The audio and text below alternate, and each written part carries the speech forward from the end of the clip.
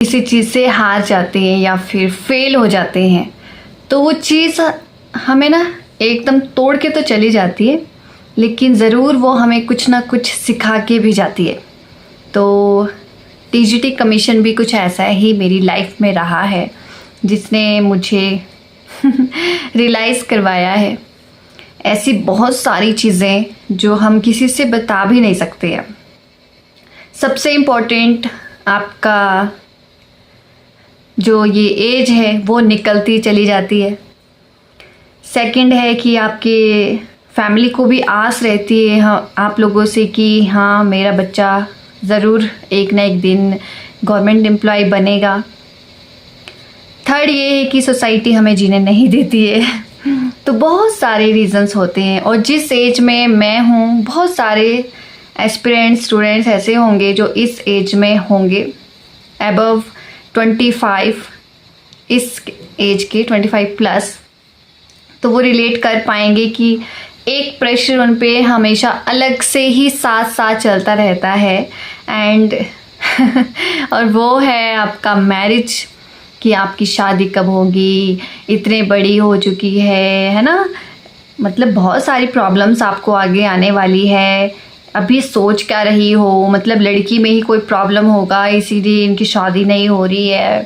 तो वो ओवर जो थिंकिंग है लोगों की, वो क्या करते हैं ना आपके पेरेंट्स पे डाल देते हैं कि आपके बच्चे क्यों नहीं शादी कर रहे हैं, ये सारी चीज़ें। जबकि पेरेंट्स इतने भी स्ट्रेसफुल नहीं रहते हैं। अगर अब अपने बच्चों से प्यार है उनको, तो कौन चाहेगा कि हम अपने बच्चों को दूर भेजें।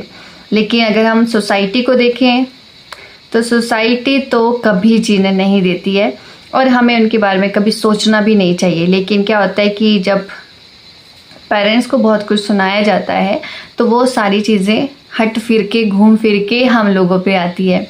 तो कहीं ना कहीं वो सारी चीज़ें हमें प्रेशराइज्ड करती हैं। और ये रोस्ट एक्सपीरियंस है मेरा कि मैंने बीएड की जब मैंने अपनी +2 की थी, 12th क्लास कंप्लीट की थी, तो पूरी तरीके से गाइडेंस देने वाला कोई टीचर नहीं था। इवन स्कूल में भी मैं +1 में जैसे एडमिशन लेने गई थी तो मैंने सोचा था कि मैं मेडिकल से स्टडी करूँगी, मैं डॉक्टर वाली साइड ही जाना चाहूँगी। और मेरे पापा भी यही चाहते थे कि मेरे बच्चे डॉक्टर बने, क्योंकि अगर आप देखें तो 80s के 1990s के जो हैं पेरेंट्स काफ़ी ओल्ड, तो फिर वो उनकी सोच वैसी ही थी कि हमारे बच्चे डॉक्टर बने, डायरेक्ट डॉक्टर बन जाए वो कैसे भी स्टडी करके।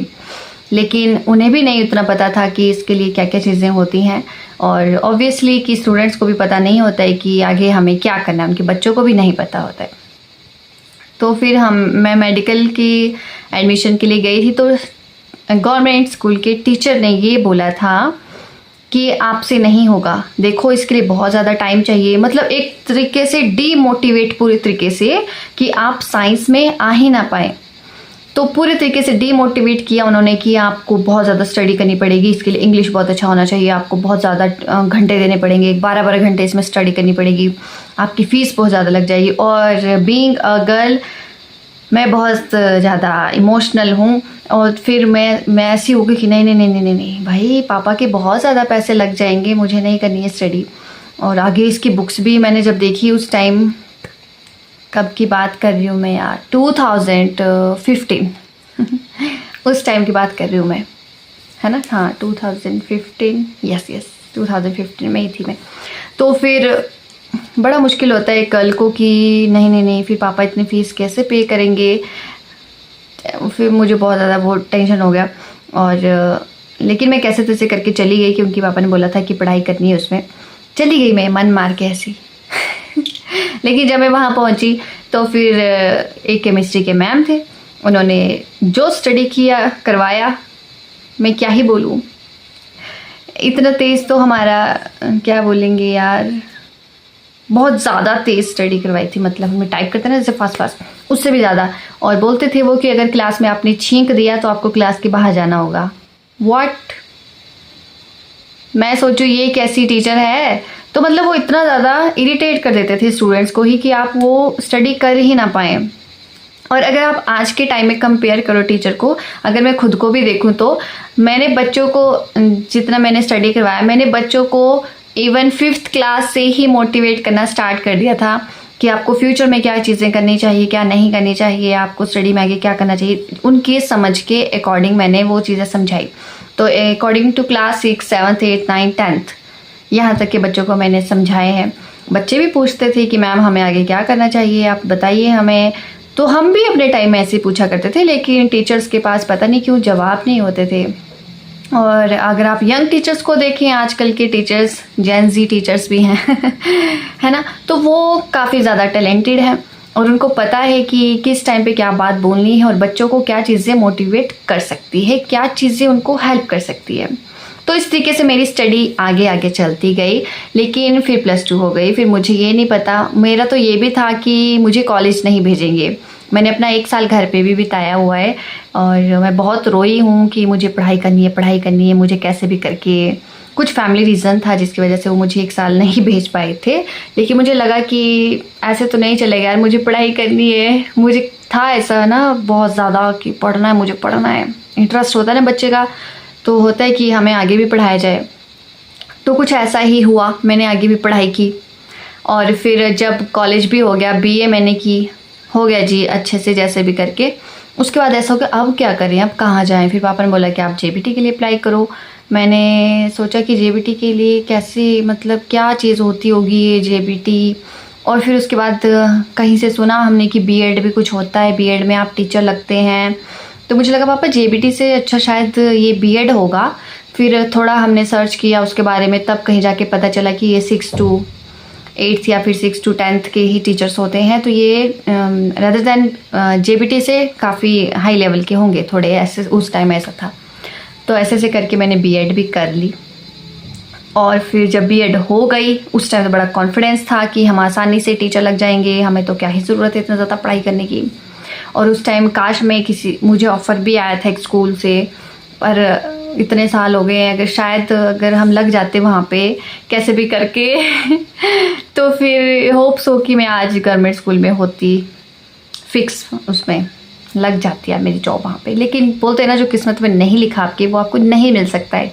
भगवान आपको ऑप्शन भी देगा, लेकिन पता नहीं वो आपके लिए सूटेबल होंगे कि नहीं होंगे, तो हटा देगा साइड। तो वो सूटेबल बिल्कुल नहीं था और मैं नहीं कर पाई किसी वजह से।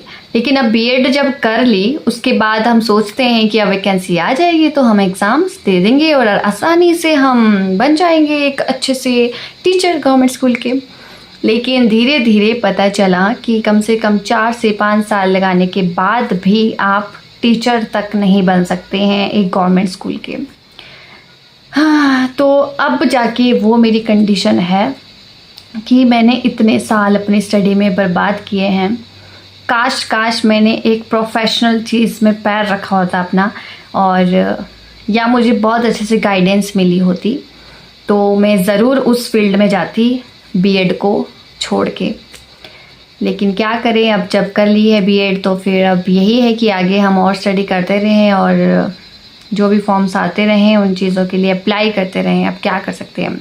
लेकिन ये उन बच्चों के लिए सीख है जो सोचते हैं कि हम कॉलेज कर लेंगे, हम फिर BEd कर लेंगे, हम 6-7 साल इसी में लगा लेंगे, उसके बाद हम तैयारी कर लेंगे, फिर 4-5 साल उसमें और लगा लेंगे, फिर घर पे बैठ जाना होगा। तो मैं कभी भी रिकमेंड नहीं करती कि ऐसी स्टडी की जाए।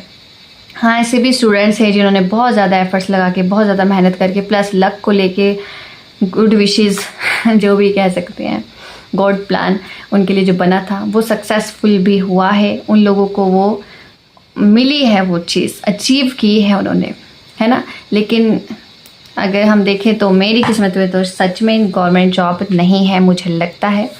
और मैंने छोड़ भी दी फिर स्टडी उसके बाद, और अब मैं घर पे हूँ, आराम से चिल घर वालों के साथ टाइम स्पेंड कर रही हूँ। बोलने को बहुत इजी होता है कि घर वालों के साथ रह रही हूँ, ये कर रही हूँ, वो कर रही हूँ, लेकिन एक तरीके से अगर आप देखें तो आप अपनी फैमिली के लिए प्रेशर बन जाते हैं, बर्डन बन जाते हैं। एंड बीइंग अ गर्ल आप प्रेशर ही हैं। मतलब मैं खुद की बात कर रही हूँ यार, आप लोगों की नहीं कर रही हूँ है ना। एकदम से बर्डन बन जाती है यार पेरेंट्स पे, बच्चे घर पे बैठ गए। और मुझे खुद भी अच्छा नहीं लगता कि अगर मैं कमाऊँ ना, है ना, ऐसे जॉब ना करूँ तो बहुत दुखता है मुझे लेकिन अभी भी मेरे पास एक स्कोप ऐसा है जो चल रहा है करंटली, मतलब मैं कमा रही हूँ, उतना नहीं लेकिन हाँ कमा रही हूँ, उसका हाफ कमा रही हूँ मैं, हाफ बहुत है। और दूसरी चीज़ कि अब मैं देखूँगी आगे क्या मुझे करना चाहिए क्या नहीं करना चाहिए। स्टडी को तो मैं नहीं छोड़ रही हूँ, स्टडी तो मैं करती रहती हूँ, जो क्योंकि और ऐसा भी होता है कि जो हम लोगों ने इतनी सालों तक पढ़ाई की है, बोलते ना कि कभी भी वेस्ट नहीं जाती है वो चीज़, तो सच में वो बिल्कुल वेस्ट नहीं जाती है। कल को आप किसी और को वो एजुकेशन दे सकते हैं, आप पढ़ा सकते हो, कल को आप ट्यूशन सेंटर खोल सकते हैं। मैं ये चीज़ें अभी नहीं सोच रही हूँ, लेकिन अगर कोई चाहता है इन फ्यूचर कि वो कमाई करे, अर्निंग करे, फालतू फ्री ना बैठा रहे, ऑनलाइन टीचिंग्स भी होती हैं, बहुत सारी चीज़ें हैं जो हम कर सकते हैं इसके अलावा। तो पढ़ाई तो कभी वेस्ट नहीं जाती है, मेरा तो ये मतलब है कि नहीं जाती। हम सोचते हैं ना कि हमने इतनी पढ़ाई करी, बर्बाद हो गए, इतने साल बर्बाद हो गए। मेरा कहने का मतलब उस टाइम वो था कि हमें अच्छे से गाइडेंस नहीं मिला। प्रोफेशनल लाइन में अगर हम चले गए होते तो शायद उससे बेटर हम कर रहे होते। अभी भी हम कर रहे हैं लेकिन वो उतना इफ़ेक्टिव नहीं है, यही दिक्कत आ जाती है। तो अब देखते हैं कि अब लाइफ हमें कहाँ तक लेके जाती है। होप सो कि आपको भी थोड़ा सीखने को मिला होगा, या आप भी मेरी वीडियोस को खुद से रिलेट कर पाएंगे, क्योंकि बहुत सारे एस्पिरेंट्स होंगे मेरी तरह जो अभी भी घर पे बैठे होंगे और सोचते हैं कि अब हम क्या करें। तो डेफिनेटली अगर आपके पास कोई गोल नहीं है तो कुछ नहीं हो सकता। सबसे पहले गोल बना लो कि मुझे ये चीज़ करनी है, और आप उस चीज़ की तरफ जाना स्टार्ट कर दो। तो इसका मतलब ये थोड़ी ना, अगर आप कोई छोटी जॉब भी करते हैं, इसका मतलब ये नहीं है कि हमने बीएड की है तो हम ये नहीं कर सकते, हमें सब लोग क्या बोलेंगे, लोगों से क्या लेना देना यार। हमें अपना घर चलाना है, हमें पॉकेट मनी खुद की चाहिए, तो उसके लिए तो हमें करना होगा, है ना। लोगों का क्या है, लोगों का काम है बोलने का, बड़बड़ करने का, उसके अलावा उनको कुछ नहीं आता।